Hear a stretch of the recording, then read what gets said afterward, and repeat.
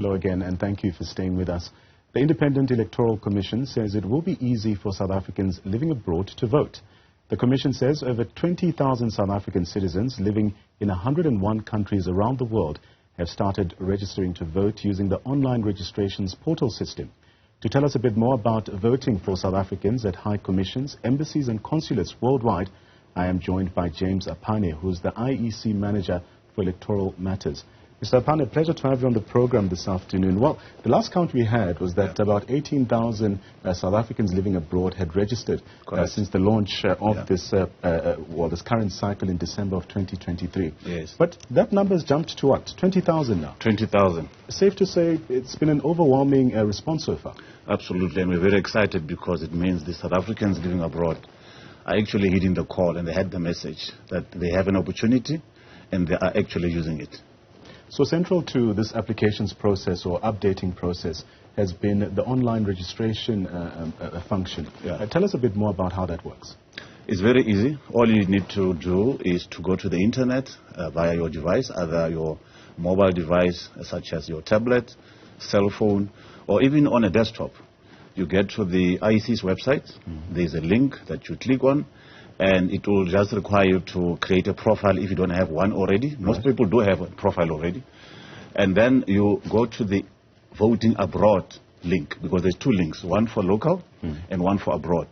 And then once you have logged into the system, all you need to do is to enter your personal details, and you upload a valid passport, and then you also upload an ID document. So those are the only documents that you need to Absolutely, register. yes. And what I need to also indicate is, unlike here in South Africa, when you are abroad, we are not very strict in terms of the address. All we need to know is in which country you are and in which mission you want to vote come election day. It would sound to me that this process is quite a simple one from what you describe. But give us the general message that the IEC has had to South Africans living abroad to heed to this call, to register to vote for this much important poll. Well, the message is quite simple. I mean, a lot of people don't have that opportunity in other countries. We do have it in our country.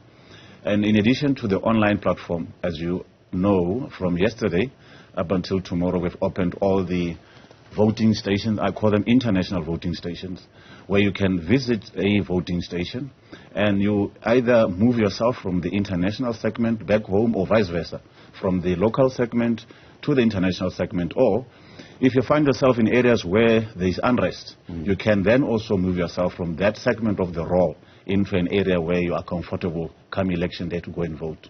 Let's speak to that particular aspect, those areas which are experiencing times of upheaval or unrest. The IEC had said that there are particular countries or regions that people cannot go to register to vote because of safety concerns. Yes. Now, of course, we had that media briefing during the week. Tell us a bit of what was said there. Well, the IEC was actually just indicating the fact that DERCO has advised that we will not be able to run operations in those areas that have been mentioned. But it does not prevent us or anyone to be able to register against those nations online. In other words, while we cannot allow people to go physically in those missions, but they can still register themselves against those missions online. Because the situation can change. We do not know as yet when the election date will be. And then once that is announced and therefore the situation has improved, then those people will then have the opportunity to go and exercise their right to vote in those areas. Does this mean they cannot register to vote, or can they still use the online application system? They can use the online application system, and this is what we encourage, that even for South Africans living locally, but obviously we're focusing on those that are living abroad, the most important thing is to register as soon as possible, as soon as the opportunity is provided to you. Because once the President has proclaimed the date, you will not be able to have your name entered on the voters' roll for these elections. Right? You can continue registering, but your name will not appear. So the important thing is to register so that because we do have a facility online, you can then update your details, as and when your circumstances change. Quite interesting. In the 2019 elections, approximately 21,000 people registered to vote, or rather voted abroad. Correct. How's the IEC then planning to, let's say, surpass this number as well? Well, firstly is you need to register before you vote. And that number you've mentioned, obviously, is those people that were registered locally. And in the past, you were also, all the people that were voting abroad had to fill in what we call a VEC-10 form. In other words, to inform the CEO that you will not be in a voting district where you are ordinarily registered or resident. So for us to encourage everyone to vote in this election is to start with the registration. So if the people register, then they will be able to exercise their right to vote. So quite interesting. When listening to the IEC briefing this week, there was also a call to business organizations as well, and also the media to create awareness around registration processes as well. Yeah. Maybe let's speak to this aspect. Well, you see, it's a partnership. If you look at the whole program, I call it a program, if it succeeds, South Africa succeeds. If it doesn't, South Africa will not succeed in general. So it's everyone's responsibility to exercise their right. And although in South Africa it's voluntary, to register and participate in election, but the more, the merrier, because it becomes a national celebration of democracy as we go forward. But the other important aspect is the fact that if you do not vote, it's very difficult for you to later have issues of the people that are put in power because you didn't participate. Yeah. So with 101 countries where people can register to vote abroad, it does sound like a very big and expansive program. With all the different time zones and some of the different locations that have been named here, how is the IEC ensuring accessibility through your own processes? Well, it's quite challenging. If I may share the experience we had when we had to brief the colleagues at DERCO who are assisting us with this. We had to work a 24 continuous shift, a 12-hour shift continuously, because we need to cover all the different time zones. So unlike, I think, in your work here, you probably spend 3 hours for your program.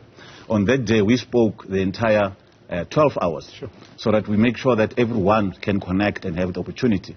But we are lucky in this age wherein there is the internet. So all of those were virtual briefings, and we recorded the briefings. But we also have email, and people can reach us via email. And as you know, in those areas or those international missions, DERCO has got some capacity to be able to distribute pamphlets for us, which we gave them. They placed it at various sites in those countries so that people at least can be able to see that there is activity happening. So let's speak to some of the challenges that might transpire through the online application system. There are maybe elderly citizens who aren't quite well versed when it comes to using the internet, for instance, or those who might be visually impaired. Has the IEC considered some of these aspects? Absolutely. You are able to assist those that cannot be able to do it. But the most important thing is that all the transactions must be secure. So even if you assist someone, that someone will have to have a cell phone number, and that cell phone number will have to receive an one-time password, so that we can be able to ensure that each and every registration can be accounted for. And we actually track all of these transactions, including individual transactions and a few transactions wherein somebody has to assist someone. So for those who are still struggling to register online, is there a number or maybe a place where they can get some of the guidelines as to how to register to vote online? Yes, they can. We do have various channels, such as the contact center, 0800 11 8000, and they will be assisted in terms of how to register online. But I need to indicate online is not the only opportunity. Well, it's a favored platform. That's what we promote a lot. But we still have walk-ins. You can go to an IEC office. Even at embassies, you can go to the embassy and they will be able to assist you, because the posters that were placed out there, they've got a QR code wherein you scan it and it will take you to a specific site where you can be able to register. And there is very easy step-by-step guidelines in terms of how to register. As you know, applications these days are intuitive. So, there's very little applications there that you use that have got a manual. So we make it so simple that you are able to help yourself. But there is a help facility, obviously. And let's speak more generally, Mr. Aphane. As a date is yet to be announced for the day of elections, what are the general do's and don'ts for people as we get closer towards registration when it comes to also checking on some of your details as well? You don't necessarily need to be abroad. Well, no, exactly. You don't necessarily have to be abroad. You can do it at any time, particularly with the facility that we currently have. And the people that are eligible to register, as you know, is 16 years and older. So you can try to register when you're underage, but I mean your status will just appear on the voters roll as underage. Well, in terms of the general do's and don'ts, our website is a very good resource in terms of where you can get all the information. And as we indicated, people might not have access to the website due to limitation in terms of accessibility. But the contact center's number is a very good channel because it's a toll-free number. You don't get charged when you call that number, and there's agents waiting to assist you. Remind us very quickly about some of the important dates for registering to vote. What happens next? In South Africa, we are preparing for the 3rd and 4th of February. And internationally, this is the only opportunity for people to visit the missions to get themselves registered. As far as our current planning timelines are, it's yesterday, today, and tomorrow. Right. But people can still register continuously up until proclamation using the online facility. And as we wrap up our conversation, Mr. Aphane, what's your message to South Africans, especially as we try and get as much people to register to vote for these all-important elections? Our message is very simple, actually. It's a catchphrase in our slogan. Your democracy, own it. So if people can just get the message that if they do not own the democracy, nobody's going to own it for them. And you will see how if people are so passionate about something, it's so easy for a lot of things to, fall into place. I want to use the current case that is obviously making international headlines. It's because of the passion and commitment into a particular aspect. So if we can be passionate about voting, or registering and voting, participating in our democracy, I'm sure South Africa will actually go to the next level. Mr. Aphane, thank you so much for your time as we conclude our discussion with James Aphane from the IEC. He's the Electoral Operations Manager for Electoral Matters, appreciating his valuable insights shared on how South Africans living abroad can actively participate in the upcoming 2024 national elections.